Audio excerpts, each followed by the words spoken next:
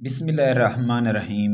Hello दोस्तों, अस्सलाम वालेकुम। अगर आपने पीएसटी, सीटी, डीए, एटी, टीटी और जितने भी पोस्ट जो ईटा के थ्रू अनाउंस हुए हैं, अगर आपने उसके लिए तैयारी करनी है तो ये वीडियो बिल्कुल आपके लिए है।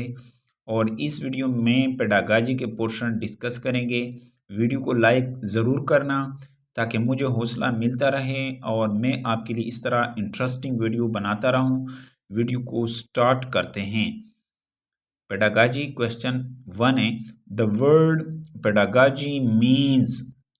वर्ड पेडागाजी का मतलब क्या है?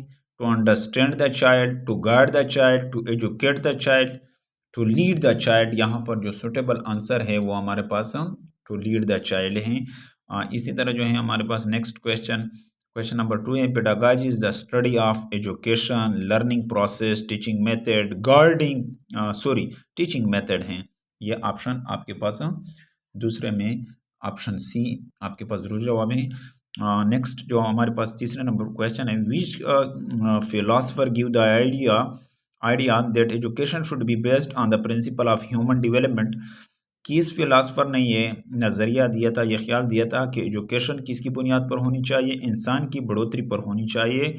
यहाँ पर मैंने डायरेक्टली बताना है क्योंकि ये वीडियो फिर इंतहाई लंबी हो जाएगी। इस वजह से रूसो ने यह कहा था कि एजुकेशन किसके असूलों पर होनी चाहिए? ह्यूमन डेवलपमेंट की असूलों पर होनी चाहिए।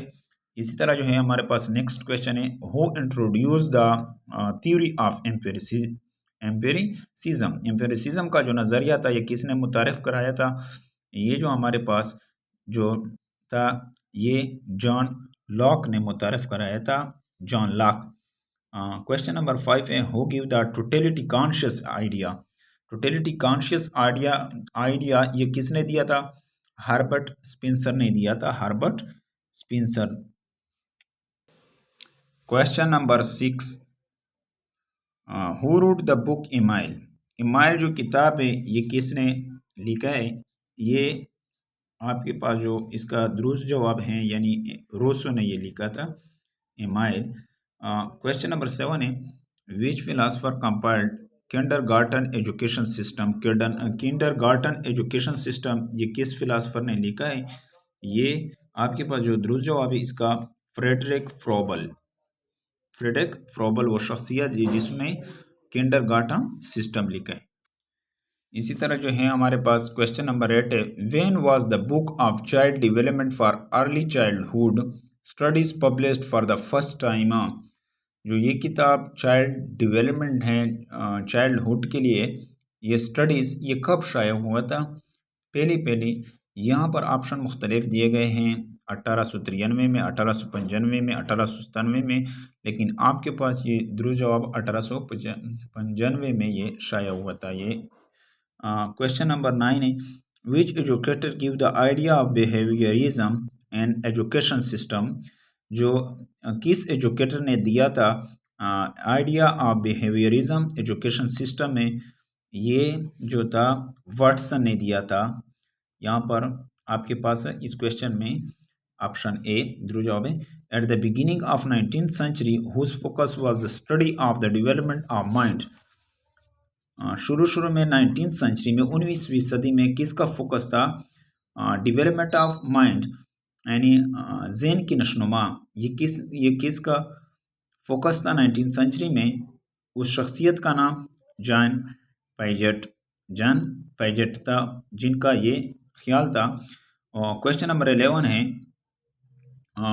Who had devised the term IQ intelligence question. किसने ये तरतीब दिया था? टर्म IQ इंटेलिजेंट क्वेश्चंस ये किसने तरतीब दिया था? यहाँ पर ऑप्शन मुख्तलिफ दिए गए हैं, William James, William stern, John Locke. यहाँ पर आपके पास जो दुरुस्त जवाब है विलियम स्टर्न ने ये सबसे पहले दिया था IQ। क्वेश्चन नंबर 12 है, Burt called intelligence to. Burt जो शख्सियत है वो क्या कह रहे थे कि जहाना जो है वो क्या है? यहाँ पर नेचर है, जीन्स है, हेल्थ है। यहाँ पर आपके पास इनेट, आपके पास दुरुस्त जवाब है ये पैदाइशी है। इनेट का मतलब है पैदाइश। क्वेश्चन नंबर 13 है, an assessment is dash if constantly achieve the same result with the same student, यानी वो असेसमेंट क्या होगा, डैश होगा अगर मुस्तकिल तौर पर वो एक ही रिजल्ट आता हो मुस्तकिल स्टूडेंट का, वो क्या होगा, वो जो असेसमेंट होगा वो आपके पास, वो जो असेसमेंट होगा वो रिलायबल होगा, वो क्या होगा, यानी काबिल भरोसा होगा। क्वेश्चन नंबर 14 है, a dash assessment is one which measures what is intended to measures. कौन सा असेसमेंट जो जिसकी पैमाइश क्या हो, इंटेंडेड मेजर्स क्या हो, वैलिड यानी सही हो। ऑप्शन ए आपके पास यहां पर दुरुस्त जवाब है। The use of technology to enhance, the use of technology to enhance, the use of technology to enhance learning is called dash in education. इसको क्या कहते हैं, एजुकेशन में आईसीटी कहते हैं। यहाँ पर ऑप्शन बी आपके पास दुरुस्त जवाब है। क्वेश्चन नंबर 16 है, an assessment that is generally carried out through a course is called, यानी वो असेसमेंट जो आमतौर पर लिया जाता है थ्रू आउट ए कोर्स, पूरे के पूरे कोर्स में, इज कॉल्ड, इसको क्या कहते हैं, फॉर्मेटिव असेसमेंट। ये असेसमेंट की 3 अक़साम हैं। यहाँ पर फॉर्मेटिव असेसमेंट होगा। क्वेश्चन नंबर 17 है, an assessment that measures a student current knowledge from the purpose of assigning a suitable course is called, यानी वो असेसमेंट जिसमें स्टूडेंट का हाल या जो मौजूदा नॉलेज हो किसी मकसद के लिए, यानी सूटेबल कोर्स दिया जाता है, उसको क्या, कौन सा असेसमेंट कहते हैं, डायग्नोस्टिक, यानी जिसमें उसकी तशखीस किया जाता है, इसको डायग्नोस्टिक असेसमेंट कहते हैं। क्वेश्चन 18 है, an assessment that is carried out at the end of a course to assign student a course grade is called, यानी वो असेसमेंट जो आम तौर पर कोर्स के एंड में दिया जाता है स्टूडेंट के कोर्स ग्रेड को, उसको क्या कहते हैं, उसको समेटिव असेसमेंट कहते हैं। यानी ऑप्शन सी आपके पास यहाँ पर दुरुस्त जवाब होगा। Question number 19, which from the following is not a formal assessment, कौन सा इसमें से फॉर्मल असेसमेंट नहीं है। असाइनमेंट, पेपर, क्विज, ये सारे फॉर्मल में शामिल हैं, लेकिन डिस्कशन जो है ये फॉर्मल असेसमेंट में शामिल नहीं है। ऑप्शन डी आपके पास दुरुस्त जवाब है। क्वेश्चन नंबर 20 है, which from the following is not an informal assessment, इसमें से कौन सा इनफॉर्मल असेसमेंट नहीं है। यहाँ पर ऑप्शन दिए गए, assignment, observation, rating scale, discussion. यहाँ पर जो है इनफॉर्मल असेसमेंट नहीं है, वो क्या है, असाइनमेंट। ऑप्शन ए आपके पास दुरुस्त जवाब है। क्वेश्चन नंबर 21 है, according to John Dewey the teacher should guide students the way of knowledge as in learning process, यानी जॉन डेवी क्या कहते हैं कि टीचर को सीखना चाहिए, स्टूडेंट को सिखा दे, किस तरह सिखा दे, गाइड करें स्टूडेंट को। The way of learning is known in learning process, learning process में क्या हो, एक पार्टनर का किरदार अदा करें। कौन सा किरदार, पार्टनर। क्वेश्चन नंबर 22 है,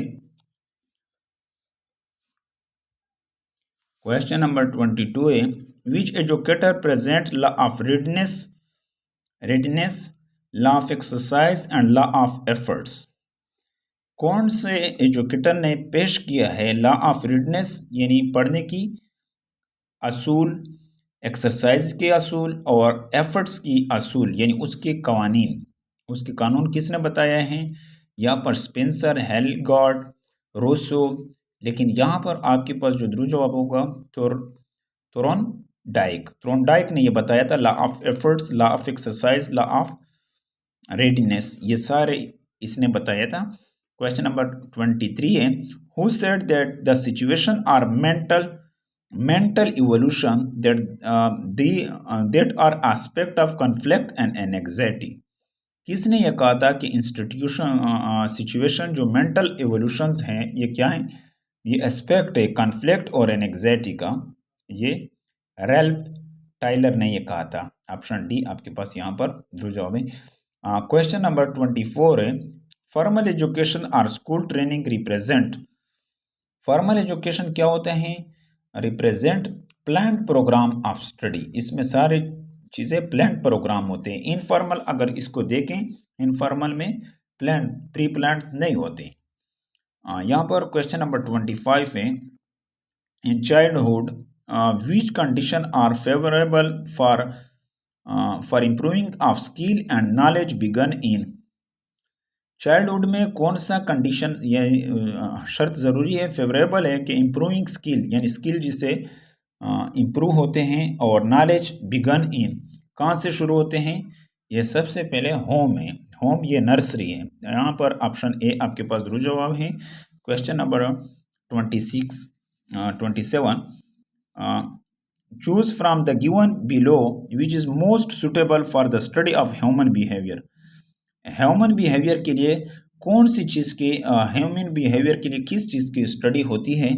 यहाँ पर ह्यूमनिज्म, नेचुरलिज्म, सोशलिटी, यहाँ पर आपके पास जो ध्रुव जवाब है वो क्या है, साइकोलॉजी।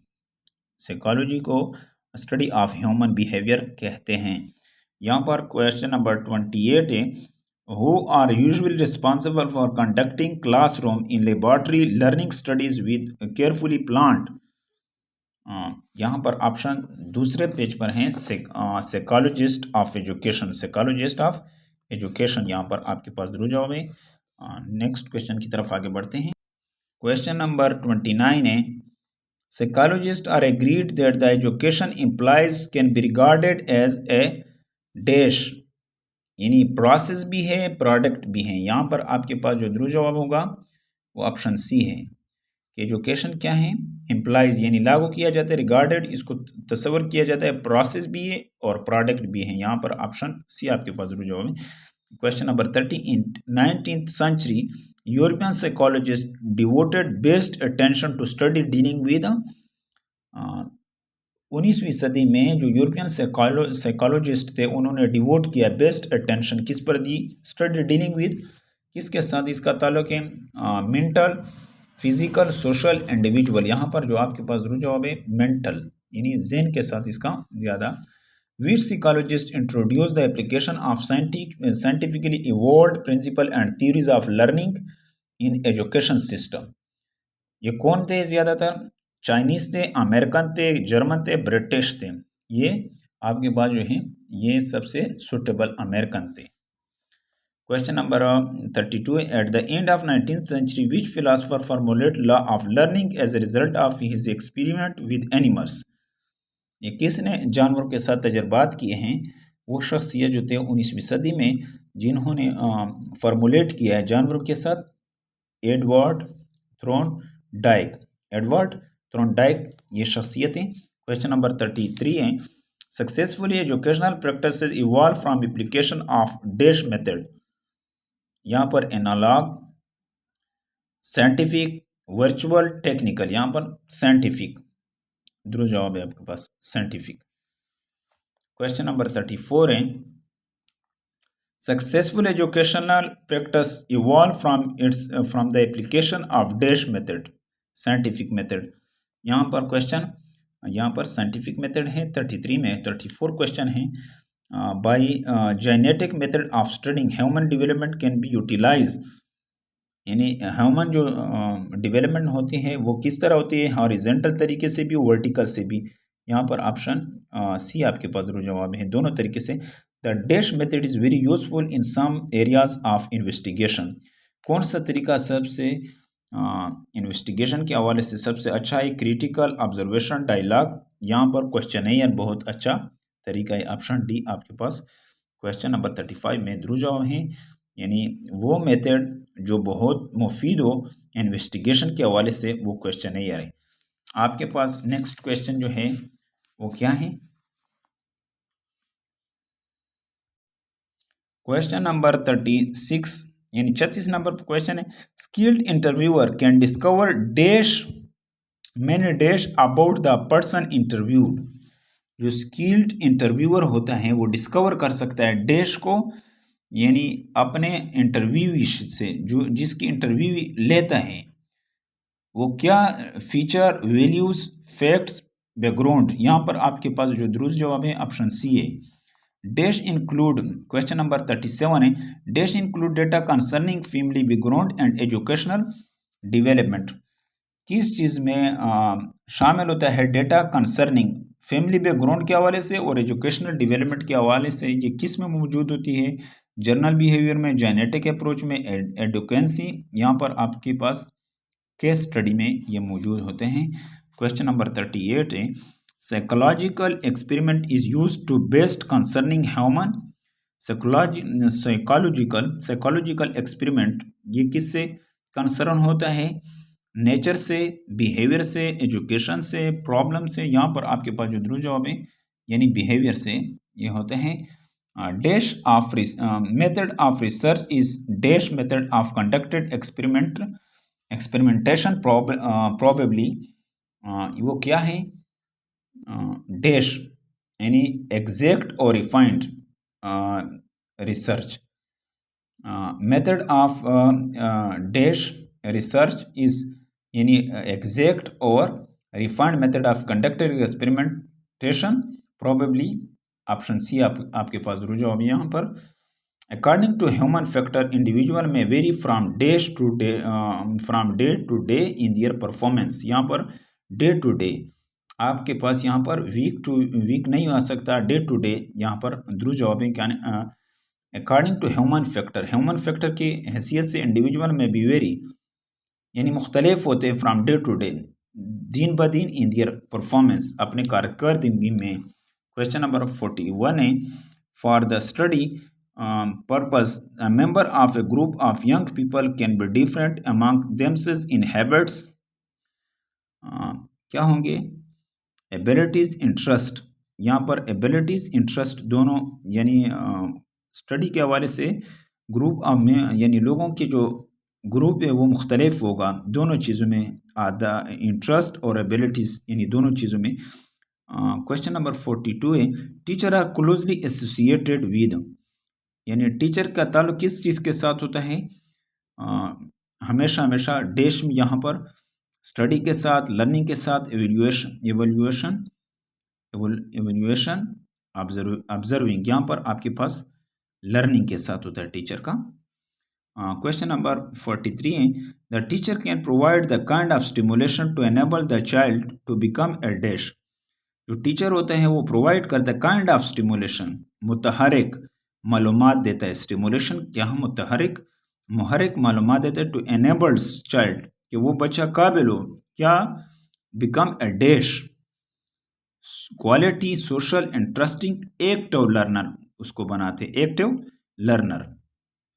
यहाँ पर जो आपके पास क्वेश्चन नंबर 43 है, the teacher can provide the kind of stimulations to enable the child to become a active learner बने।